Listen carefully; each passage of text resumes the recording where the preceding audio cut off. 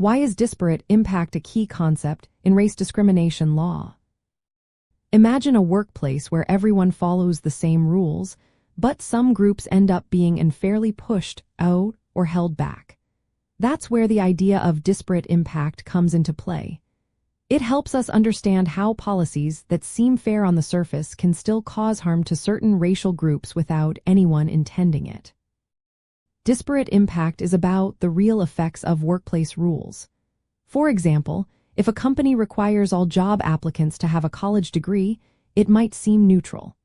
But if this requirement unintentionally excludes many qualified candidates from certain racial backgrounds because of socioeconomic barriers, it could be unfair.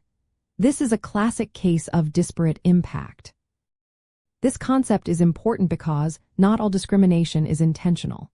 Sometimes, policies that appear neutral can still create unequal outcomes.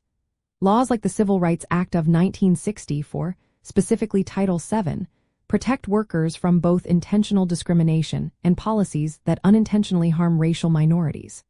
So, even if an employer does not mean to discriminate, they can still be held responsible if their policies have a negative effect. In practice, proving disparate impact involves showing that a specific policy results in unequal treatment of racial groups. For example, if a background check policy results in a much higher rejection rate for Black applicants compared to white applicants, and the employer cannot prove the policy is necessary for the job, it could be considered discriminatory. Many workplace practices, such as physical standards or testing requirements, can unintentionally disadvantage certain racial groups. Disparate impact law helps ensure that these practices are fair and do not unfairly block opportunities for minorities. It shifts the focus from intent to actual outcomes, making sure everyone has a fair shot at employment. In short, understanding disparate impact is key because it helps protect workers from policies that seem neutral but still create barriers for racial minorities.